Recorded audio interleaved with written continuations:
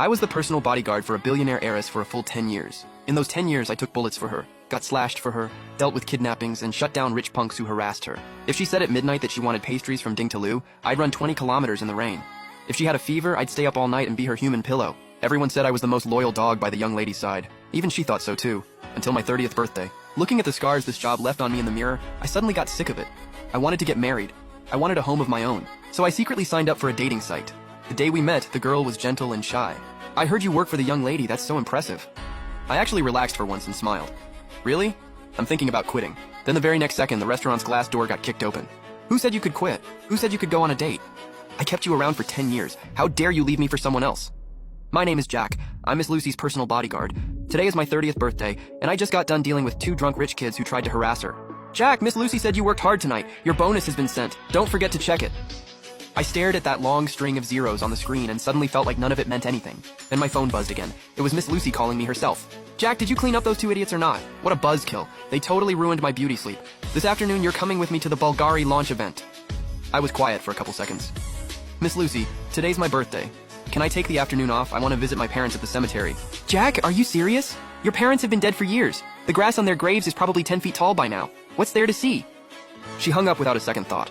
I held the phone in my hand, listened to the deadline, and slowly lowered it. The man in the mirror was 30, with a vicious scar running from the corner of his right eye to his temple.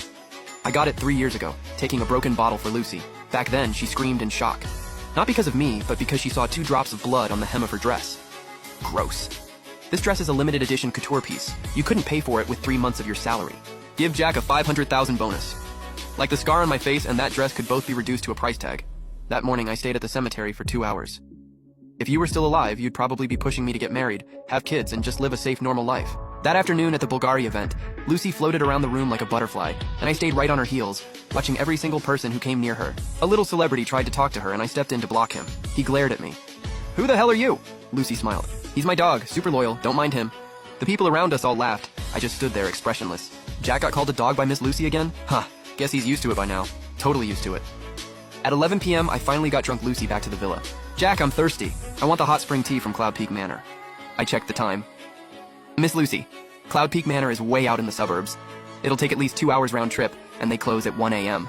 I want it, go now, or you're fired. Quietly, I turned the wheel and drove there. Just like I expected, the place was already closed. I begged the night staff for a long time before I finally got the last pot of hot spring tea. I kept it warm as carefully as I could, and brought it back to the villa. But Lucy was already asleep. I stood outside her bedroom holding the tea, then gently set it down on the carpet. The next day, I was off. I quietly went to the coffee shop arranged by the dating site. Her name was Anna, and she was an elementary school teacher. She looked sweet and soft-spoken, and her voice was gentle. So, Mr. Jack, what do you do for work? I hesitated for a second. I'm a private security consultant right now. Wow, that sounds impressive. Are you usually pretty busy? Very. I'm basically on call all the time. Yeah, making a living isn't easy. I teach a graduating class, so I'm always working late too. We really hit it off. When she heard my parents had passed away young, there was genuine sympathy in her eyes. Looking at her warm smile, something frozen inside me finally started to melt. We agreed to meet again next week, and for once I felt a little lighter. But the second I walked out of the coffee shop, my phone started going crazy. The moment I answered, Lucy was screaming. Jack, where the hell are you? Get your ass to Starlight Plaza right now. If you're not here in 10 minutes, don't bother coming to work tomorrow. I clenched my teeth and took a cab over. On the luxury floor at Starlight Plaza, Lucy was tearing into a sales clerk. What kind of garbage store is this? Why would you sell the bag I wanted to somebody else? The clerk said awkwardly, Miss Lucy, this bag was actually pre-ordered by this lady. Do you even know who I am? I could shut this whole store down if I wanted to. Jack, she took the bag I wanted. Get it back for me. The woman panicked. I pre-ordered this a month ago. It's my daughter's birthday present. Miss, please watch your behavior in public. Lucy shot me a vicious glare. Whose side are you on? I've kept you for 10 years. A dog would at least know who feeds it. In the end, the store manager stepped in and promised to transfer another bag in for Lucy. Only then did she finally calm down and drag me out by the arm. In the car, she stayed cold the whole time. Then she suddenly snatched my phone. Let's see what was so damn important on your day off. She unlocked my screen. My heart dropped. I tried to grab it back, but it was too late. She saw my chat history with Anna and the reminder from the dating site about our meetup. The air inside the car froze. Jack, you actually had the nerve to go on a blind date? I gripped the steering wheel so hard my hands hurt. Miss Lucy, I'm 30. Wanting a family is normal. A family? What makes you think you get to have one? You belong to me. Without me keeping you around, what the hell are you? Miss Lucy, I'm just your employee. When the contract is up, I'm planning to resign. Resign? Go on dates? Jack, keep dreaming. What you owe me, you'll never pay back in this lifetime. Without my permission, you're not going anywhere. After that day, I was basically under house arrest. The basement had no windows, so I couldn't tell day from night. There was only one dim yellow bulb on overhead. I had no idea how many days I'd been locked up. Every day, someone brought me food, and it was always cold leftovers. On the third night, the basement door opened, and Lucy walked in. She looked a little drunk. Well, you know you were wrong yet? Miss Lucy, I wasn't wrong, I just want to get married. That set her off like someone had stepped on a cat's tail. Married? To who? That elementary school teacher? Let me tell you something.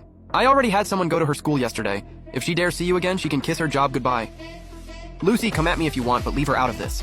You raised your voice at me for her? Jack, you asshole, I kept you for 10 years and you're telling me that means less than some woman you've known for a few days? You think I'm gonna let you date? Let you get married? You're mine. I let her vent until she wore herself out. Then I finally said, Miss Lucy, it's been 10 years. I took 3 knives for you. Not a single dollar you gave me was wasted. I saved it all. Isn't that enough to buy back this life? She froze. Her eyes went wide like she was seeing me for the first time. After a long silence, she suddenly laughed. Jack, let me make this clear. It'll never be enough. What you owe me, you still won't repay in your next life. That Anna, language arts teacher at Jiangcheng Experimental Elementary. Her parents live in an old neighborhood on the west side of town, right? Lucy, don't touch her. That depends on what you choose. Keep being my most loyal dog, or watch your whole family suffer because of you. Then she turned and walked out. I collapsed into the darkness, my neck burning with pain. But that pain still didn't come close to the despair in my chest. On the morning of the 4th day, the basement door opened again. This time, it was Lucy's secretary. She brought a full breakfast and a first aid kit. Jack, eat something. Miss Lucy wants you cleaned up and ready to go with her to the stables this afternoon. She's really letting me out?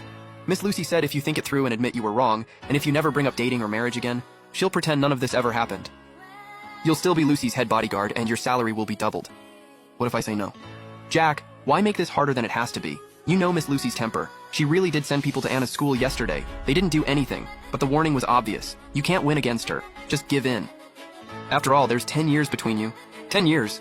Yeah, 10 years. I orbited around her like some loyal satellite and forgot that I was allowed to want a life of my own too. That afternoon, I took a shower, put on a clean suit, and made up my mind.